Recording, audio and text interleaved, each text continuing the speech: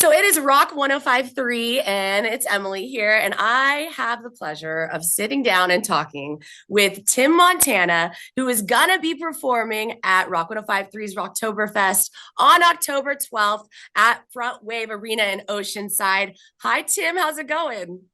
Oh, it's going so good. I'm so excited to come see you guys. Thanks Oh, for my. having me. We are so pumped to have you.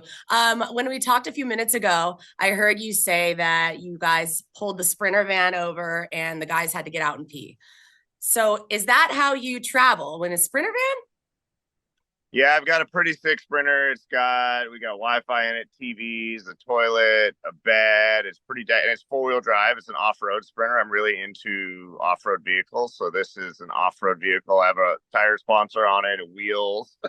That's When you see awesome. it, you'll know it's us. It's pretty savage. That's awesome. I just assumed that you guys would be in some big like bus type of a thing. So a Sprinter van is cool. Yeah, I have a bus at home. I have a '99 Prevost I bought from Charlie Sheen. It's his iconic party bus. And I'm What? always Yeah, I bought that directly from him about 3 years ago. Then I went and did CDL training, so I have a truck driver license. I can drive buses, big rigs, and I'm always working on that. I spend more time working on vehicles than I do like guitars and amps. Like I'm like, okay, don't talk to me about guitars and amps. I like vehicles. Really? That's awesome. Yeah, I mean, I looked at your Instagram and then I read about you, and you're definitely an outdoorsy guy. Now I know that you're from Montana, and I have to ask this question, but is your last name really Montana? Are you really Tim Montana from Montana? Yeah, my daughter Savannah really hates it because she's like, thanks, I no longer have a first name, her whole life. She's just Savannah, Montana. So she's like, thanks for rhyming my first and last name. So she really doesn't like it, but she can get married someday. Yes, she can. I like it. I think it flows nicely. And then so also when I was reading about you, you have like a fascinating life living in Montana. I learned that you lived in a trailer with your family and you guys didn't have electricity. And so you would like play guitar and write music in the dark or by candlelight. Is that really what happened? You really lived like that growing up?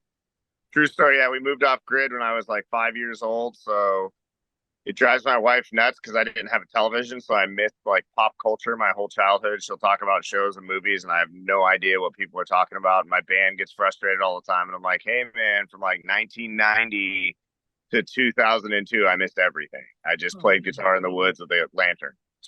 Do you catch up now? Are you catching up on like all those old school movies that you missed? Yeah, yeah, quite a bit. Now we had a generator that we'd occasionally start, and I could watch some VHS movies, but we were pretty poor, so it was just whatever movies people would give us, or mom would find at thrift store. So Yeah. That's so wild. Have you ever been down to San Diego or Oceanside before? yeah, I've played like Moonshine Flats and hung out in the gas lamp district and got wild on a bird scooter up there. It's pretty fun. I love Oh, San. wow. You got to be careful on those things. Those are wild. I know, and you guys got Coronado Beach, so I've got a lot of Navy SEAL buddies that went to Buds there that love San Diego, but went through the Hell Week there, so Oh, they have yeah. mixed reviews on that.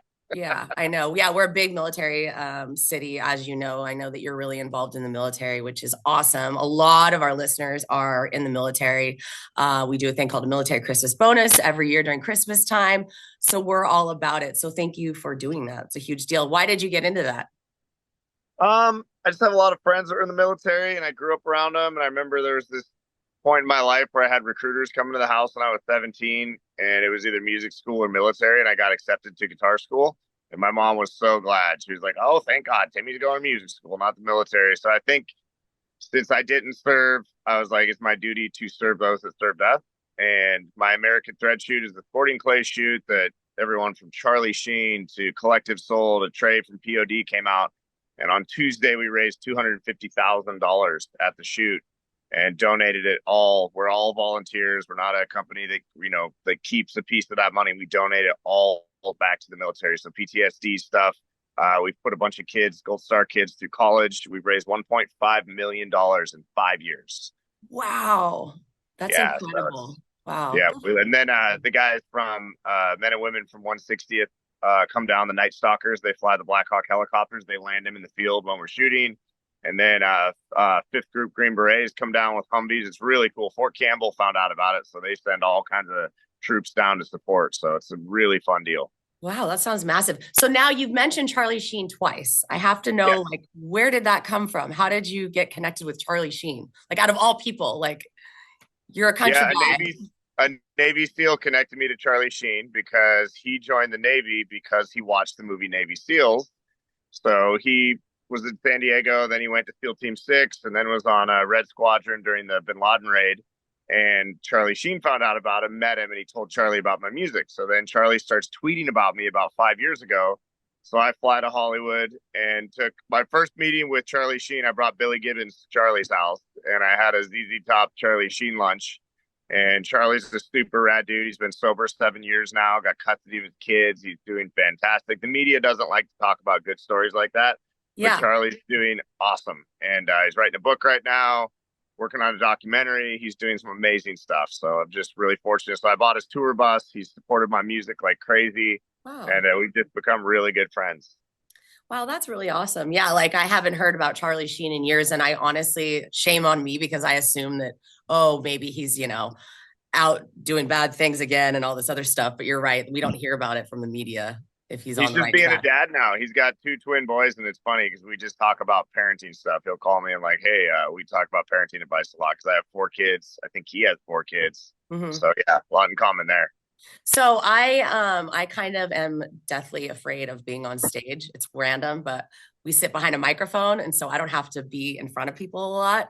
And so I could never imagine like being a rock star, being on stage in front of like thousands if not millions of people. Like does that get you at all when you're going to go out on stage? Are you still nervous or do you just love it?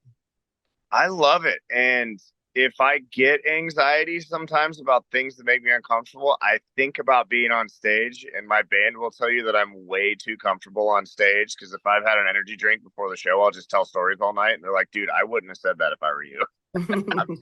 Yeah. I'm like, they're like, "Hey, Howard Stern, chill down, man." But I love stage performing, and I've been doing it since middle school talent shows, and I was always the class clown, and I love it. So I'll have to bring you on stage with us, and we'll break No, that fear. no, that won't happen, Tim. See, look at I me. I'm already getting nervous talking about it. I was scared to fly forever, and a bunch of guys at a SOCOM base in Tampa invited me down to skydive, and I was terrified, but I went ahead and did it. I jumped out of an airplane with SOCOM guys because I was scared of flying, and it did help me alleviate some of those fears. Now, it was absolutely terrifying, but I was Yeah. like, let's just hit it head on. Let's jump out of an airplane. These are the best of the best. So that's kind of how I got over my fear of flying was I jumped out of an airplane. So you think that's going to work for me if you just force me to go on Yeah, stage? get on stage, come sing. Oh man. Now I have to ask you about your beard. Have you always had the beard and what do you have special beard stuff that you do to it? I mean, it looks good. It's a good looking beard. Thank you, thank you. It's a labor of love, really. I was born with it. A lot of people don't. I'm just kidding. No, I started growing it. I have a lack of a chin, so I started growing it as soon as I could grow a beard. And I've shaved it once when I was like 23, and I was so upset seeing my face that my wife's like, for my sake, don't ever shave again. Not that I don't like you without a beard, but I don't like that you don't like you that much without a beard. So, Hmm. we have a name for people without beards. It's women and children. I'm just kidding. Oh, yeah. I remember when I was a little girl, my dad had always had a beard and then he shaved it off when I was like 7 or 8. And I was crying. I was scared of him. I was like, where's my dad? You're not the same man. So I get it. Yeah. I get Yeah, it. I've seen those viral videos of dads where they shave their beards and their kids just scream bloody murder. It's so funny. So where are you guys off to today? We are on our way. We played St. Louis last night with Seether, Skillet, Royal Lynn, and we are on our way to Houston, Texas. I'm gonna play a record shop tomorrow. Then we're gonna play again. And the Seether guys are really good friends, Sean and the boys, and we've just been having an absolute blast with those guys. So Nice. Well, we can't wait for you guys to come here on October 12th at Front Wave Arena. It's going to be such a good time. I can't wait to meet you in person. And I likewise. really thank you for your time today. Yeah, thank you for supporting my music, and can't wait to see you guys and get some warm weather down there in San Diego. Absolutely. All right. Well, take care. All right, thank you. Bye. Bye.